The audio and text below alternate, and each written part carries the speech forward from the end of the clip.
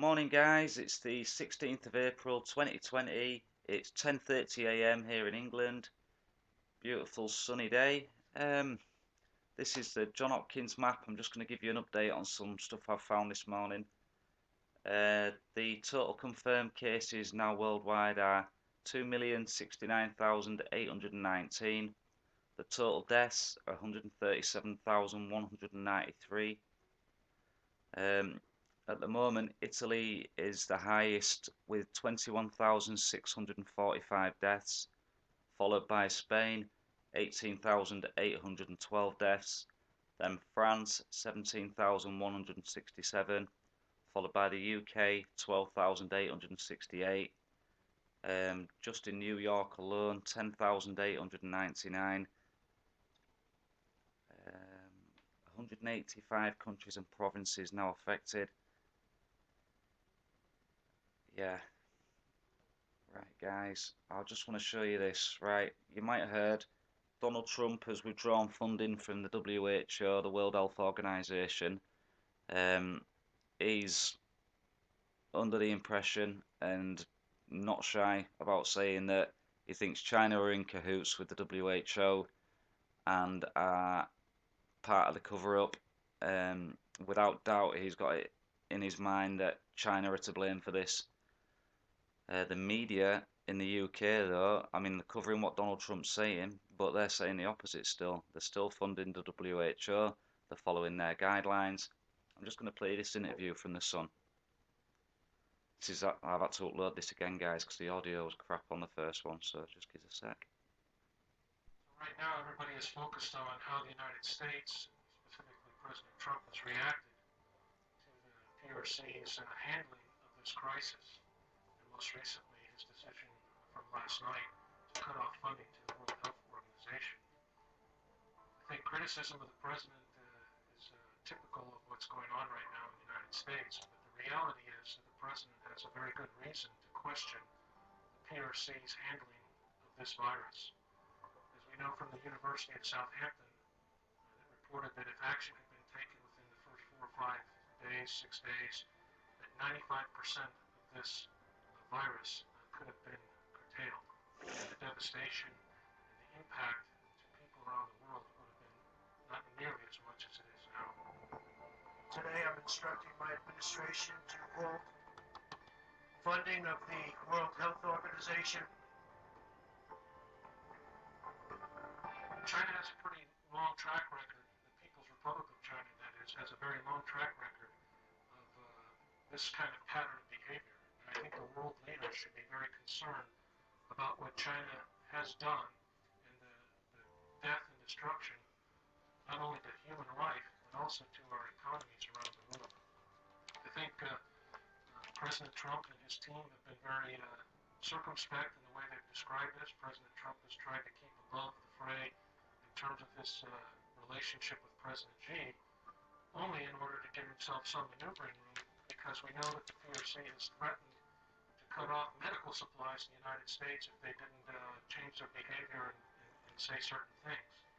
And we see this kind of pattern from the PRC across their Belt and Road initiative. So this is not something that's just specific to the coronavirus, but it's a way of operating that the Chinese should be criticized for. And I'm appreciative of that at least the President of the United States has been willing to stand up. The World Health Organization's role in severely mismanaging and covering up the spread of the coronavirus. Everybody knows what's going on there. And I think that as other Western leaders recognize that how vulnerable they are to Chinese control in terms of their supply chains, in terms of the critical supplies that China provides to these nations, I think more and more liberal Western democracies are going to understand that we're in a new era. Uh, some have asked, are we in a second Cold War? I'm not sure what the right title is, but it's very clear that China has been pursuing a strategic objective, which they call the Great Rejuvenation of China, and which Xi Jinping has characterized as the Great China Dream. And their dream is to essentially supplant the liberal Western order with a Chinese version of what they call their global governance, a community of shared common destiny, if you will. This is what China speaks about. This is what they write about. It's what their diplomats go around and spread throughout the capitals of the nations of the world. And right now, the world should be taking notice that the same nation that says that they have a desire for a peaceful rise has inflicted such death and destruction on so many people through their not being transparent and covering up the source of this virus and not providing, as even was reported yesterday, not even as of today, but providing clinical medical sample data from the original Wuhan outbreak cases. Until the world gets access to that kind of source level data, we're not going to be able to solve the problem in a timely manner. And if China had provided that data, think about how many millions of people wouldn't have been lost or impacted and how many thousands may not have died. Right, guys, so it's clear on President Trump and the USA's verdict at the moment, and the direction that they're putting the blame. Like I say, guys, not my beliefs or views, I'm just sharing what I've found. You all know I think there's more to this and they're all in it together. No doubt about it. Right, this is from The Guardian in the UK. UK lockdown to be extended as Minister warns no return to normal without a vaccine. We've all been waiting for this, guys. Anyone that's on my wavelength that follows the stuff I do, we knew this was coming. There's going to be forced vaccinations, or you won't be entitled to go. Your kids won't get into school. People won't get benefits. You may not even be able to go to work. 27 seconds ago, the Institute of Directors is calling for an urgent clarification on what? Let me just see what that says.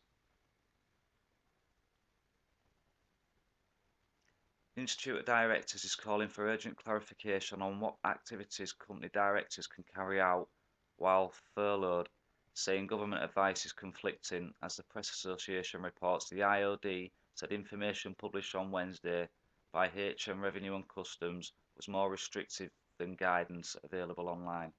It appears to prevent furloughed director, where no other director is available, from undertaking basic tasks such as paying suppliers or administering furloughing of other employees. Right, guys, I'll just go back because that's not what I was looking for. Sorry about that.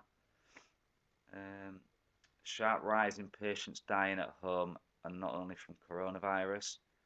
Again, guys, we've only been getting deaths, official death tolls from hospitals, nowhere else. So I was reading something yesterday, they're saying it could be double, the death toll could be double what they're saying in the UK. Analysis, men twice as likely to die from coronavirus. Well, this is something that we knew back in January from China. Again, the UK is so far behind, man. If I could find this information out back in January, I know these could. Right, what else did I want to show you?